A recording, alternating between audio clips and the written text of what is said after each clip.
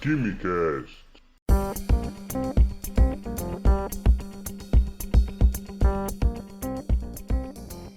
Alô, gênios, estudantes e admiradores de Química do meu Brasil, sejam bem-vindos e bem-vindas a mais um Dose de Química.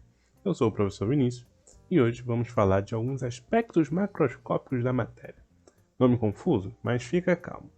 Se isso significa que nós vamos falar sobre a matéria que conseguimos ver, que conseguimos tocar, aquela matéria que está no campo em que a gente vive, ok? É diferente do mundo microscópico, aquele campo que a gente não consegue ver de tão pequeno que é. Quando nós falamos de matéria, falamos de tudo aquilo que tem massa e ocupa lugar no espaço, ou seja, tem um volume. A matéria sofre diversas transformações, e essas transformações podem ser químicas, como um pedaço de madeira que pega fogo, ou uma barra de ferro que fica enferrujada com o passar do tempo. Ou podem ser transformações físicas, como um gelo derretendo num dia de verão, ou quando o nosso espelho do banheiro fica embaçado, entre outras. Essas transformações envolvem energia. Definir energia é meio complicado, mas dá pra gente pensar, traçando um paralelo com a matéria, num primeiro momento, que a energia ela não tem massa e não tem volume. Ou seja, é bem diferente da matéria. A gente tem no nosso cotidiano alguns tipos de energia que a gente pode citar, como por exemplo a luz, um tipo de energia, o som e o calor. O calor é o principal tipo de energia que a química estuda. E as transformações de matéria envolvem energia que pode ser absorvida ou liberada ao longo do processo. Muitas das vezes essa energia envolvida é uma energia na forma de calor. Hoje a gente vai se concentrar nas transformações físicas na matéria. Mais para frente a gente vai falar das transformações químicas, que são as reações químicas em si. Mas antes é preciso entender que há 3 tipos de formas que a matéria pode se apresentar: a forma sólida, a forma líquida e a forma gasosa. Chamamos os 3 estados físicos da matéria. No estado sólido, as moléculas estão fortemente unidas, coladas umas nas outras e têm pouca mobilidade. Você pode pensar em um ônibus, um trem, um metrô, um BRT na hora do rush, superlotado, imaginou? Então, pensa em você lá dentro, completamente sem mobilidade, não consegue se mover. Esse é o estado sólido, ok? Já no estado líquido, as moléculas ainda interagem, mas têm um pouco mais de mobilidade do que no estado sólido. Pensa agora que você desceu na estação do trem ou do metrô e tem todas aquelas pessoas saindo, andando em multidão, aquela multidão de pessoas caminhando juntas saindo da estação. Aquilo é o estado líquido. Você tem grandes interações, mas em compensação você tem uma mobilidade também significativa. Por fim, a gente tem o gasoso, que são as moléculas bem livres, interagindo bem pouco e tem grande mobilidade. Pense em uma praça pela manhã, bem vazia, com poucas pessoas indo e vindo, ou então, por exemplo, uma estrada num momento em que não há nenhum engarrafamento, uma madrugada, poucos carros passando, se movendo com alta velocidade e sem interagir quase nada com os outros. Esse é o estado gasoso. Bom, a matéria pode mudar de estado ao absorver ou liberar energia na forma de calor. Começando pelos processos que liberam calor, chamados os processos endotérmicos, nós temos a fusão, que é a passagem do sólido para o líquido, e também temos a vaporização, que é a passagem do líquido para o gasoso.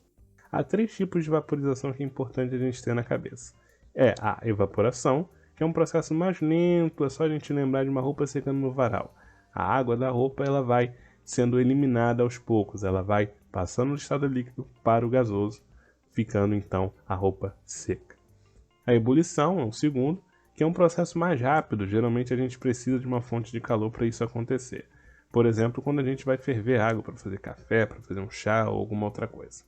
E tem, por último, a calefação, que é o mais rápido de todos. Pensa em uma simples gota de água caindo numa frigideira bem quente e fazendo aquele tss.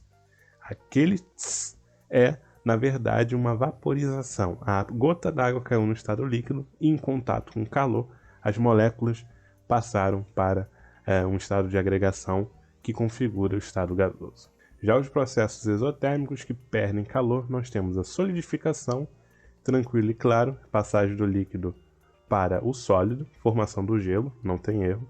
E a gente tem a liquefação, a passagem do gasoso para o líquido. Você pode ter ouvido falar em condensação em algum momento para se dizer do gasoso para o líquido. Mas a condensação é aplicada principalmente para a água e alguns outros solventes.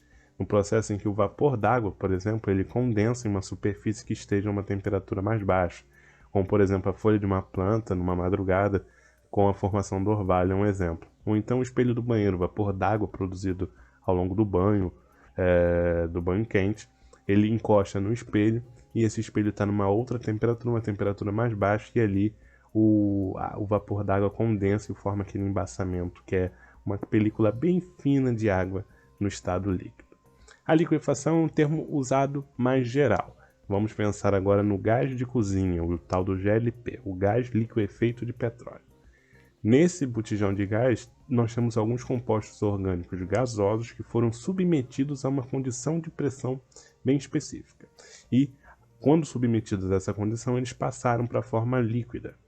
E então eles foram confinados nos botijões. Por isso a gente tem o GLP, o L de liquefeito, porque é um gás que foi liquefeito, passou por um processo de liquefação. Passou do gás para o líquido. Tem um processo que pode ser tanto endo quanto exo, que é a sublimação. É a passagem direta do estado sólido para o gasoso ou do gasoso para o sólido. Pode ser tanto um quanto o outro.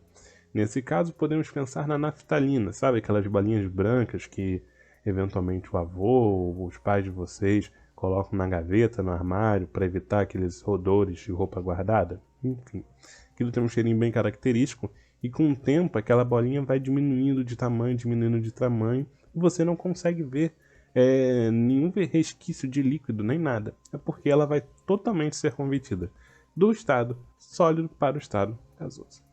Para mais doses de química, acompanhe as principais plataformas agregadoras de podcast e também as nossas redes sociais. Um grande abraço a todos e até a próxima.